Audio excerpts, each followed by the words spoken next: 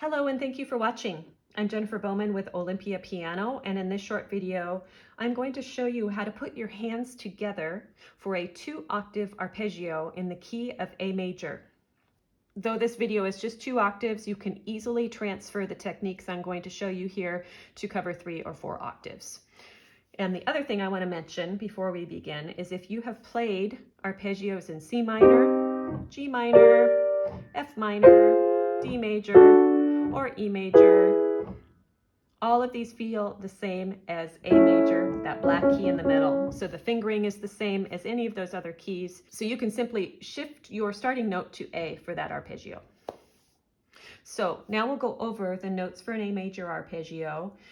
They are the chord tones, Do, A, Mi, C sharp, and So, E. I like to lock in the fingering with each hand using a technique called blocking, so we really remember which finger is going on which key. So block 1, 2, 3, and then 5 at the top. When I do it one at a time, I'm going to shift my hand slightly to the right to make it easier for this thumb to fold under like this. Especially for root position, this cross here is very large. It's the interval of a fourth. So if I keep my hands like here and then I'm stretching, that's more difficult. But if I fold, it's a little easier.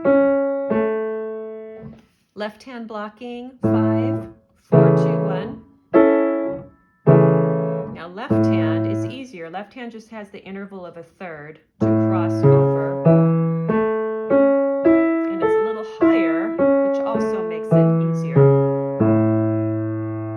So when you put your hands together, a couple things to keep in mind. For root position, starting on Do, the right hand is harder in this inversion for hands together because of that large interval.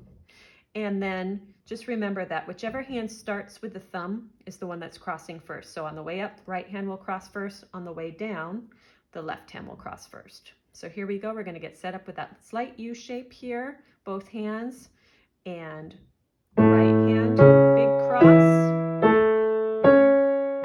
And then left hand's going to cross under first here.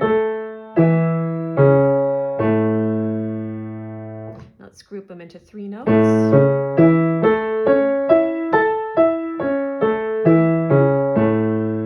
I also want to mention we have arpeggios with a black key. It's okay to lift up just slightly. I'm not talking like this, just slightly to allow a little more room for the thumb to pass under.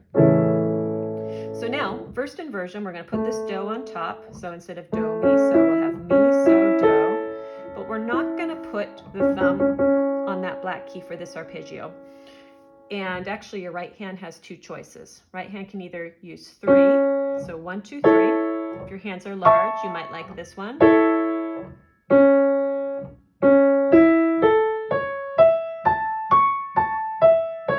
Because the third finger is so long, that feels comfortable for many people. Or you might prefer finger 4. That also feels very comfortable. The cross under for this one is not too difficult because it's a small interval. Now the left hand is going to use the same fingering that it just used. Instead, we'll just start on finger 4 and have a crossover at the top. So it'll be 4, 2, 1, cross. Again, a small crossover. Doesn't feel too difficult. So when we put hands together, right hand's going to have a cross right away. I would say the hands are equal in difficulty for this inversion. So let's go over both ways. First, starting with right hand on finger 3. Left hand's got the U shape. Right hand will get the U shape as soon as it crosses under. Left hand. And the right hand's going to cross with 3. Group them into 3s. Okay to lift slightly on those black keys. Now the benefit to using finger 4 for first inversion is that both hands have the same finger on the same black key and the finger numbers are the same. So you might find that easier. We'll do that one now. Fold over. hand's going to fold. Left hand folds under. I'll do that a little more quickly.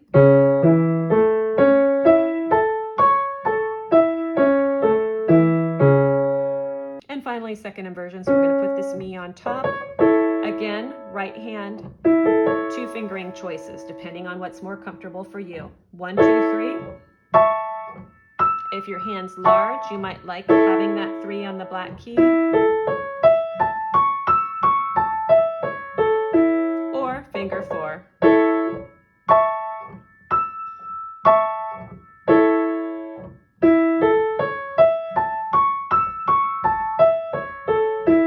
Left hand is the hard one for second inversion. Left hand is 3, 2, 1 fingering with that large cross of a 4th. Right here, big fold and big cross.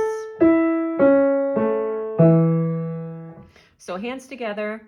If you choose finger 3 for the right hand, the hands will have the same finger numbers, not the same finger on the black. Right hand crosses first, big cross for the left. Now left hand crosses, big stretch.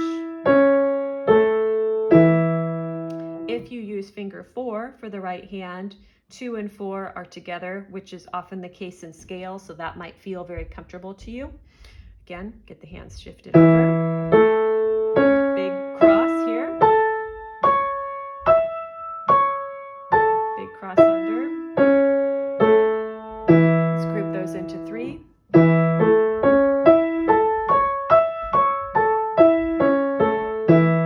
And then finally we're back to root. So 3 things to consider for great arpeggios. Item number 1 is decide what fingering you are going to use and then lock it in. Spend a lot of time practicing these slowly to really get familiar with the fingering. So root position, left hand, 5, 4, 2, 1, right hand 1, 2, 3, 5. Right hand is harder for root position. First inversion, you have the choice of finger 3 or finger 4. Both hands are equal in difficulty for first inversion. And finally, second inversion, left hand is harder. Left hand 5, 3, 2, 1. Right hand either 1, 2, 3, 5 or 1, 2, 4, 5. Item 2 is allow your hands to fold gently out towards the pinky to make the cross unders more manageable. And then item 3 is don't be afraid to lift up very slightly on the black keys to allow a little more space to cross under. Thank you very much for watching this short video on arpeggios in A major, hands together. I hope you found it helpful, and I hope you will subscribe to my channel for more videos on piano technique, piano literature, and quick piano tips. Thanks again for watching.